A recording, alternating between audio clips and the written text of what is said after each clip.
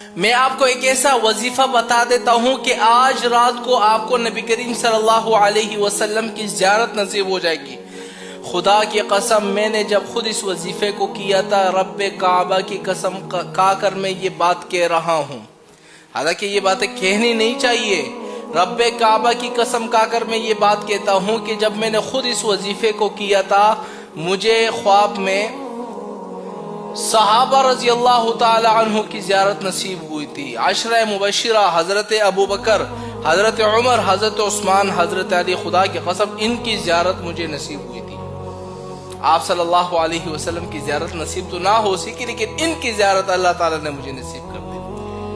ہوا یہ تھا کہ میں نے جب اس وظیفے کو شروع کیا نا، رات کو میں سو گیا، ایک شخص آتا ہے میرے پاس کہ اسامہ آ جاؤ، تمہیں حضرت ابوبکر بلا رہے ہیں۔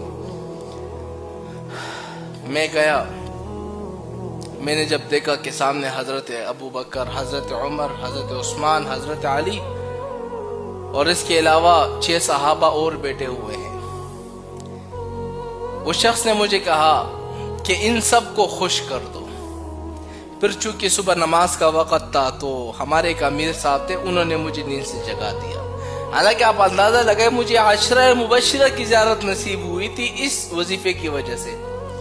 اب جو بندہ یہ چاہتا ہے کہ خواب میں مجھے نبی کریم صلی اللہ علیہ وسلم کی زیارت نصیب ہو جائے، اس وظیفے کو شروع کر دو، آپ کو خدا کی قسم نبی کریم صلی اللہ علیہ وسلم کی زیارت نصیب ہوگی، اور آج کے دن ہی ہوگی، کیونکہ آج جمعرات ہے۔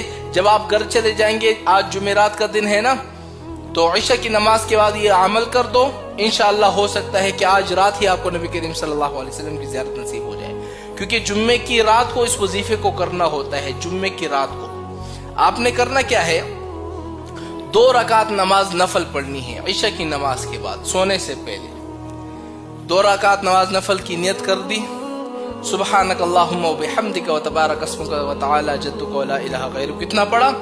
پھر سورہ فاتحہ پڑھنا ہے۔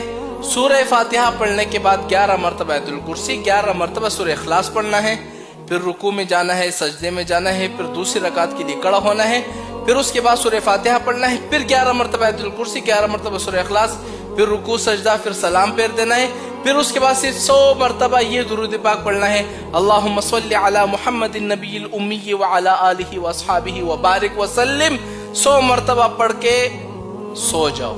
انشاءاللہ آپ کو آج کی رات ہی نبی کریم صلی اللہ علیہ وسلم کی زیارت نصیب ہوگی، انشاءاللہ میں بتا رہا ہوں۔ لیکن اب اس وظیفے کی کچھ شرائط ہے۔ شرائط کیا ہے کہ آپ نے ہر گناہ سے اپنے آپ کو بچانا ہوگا۔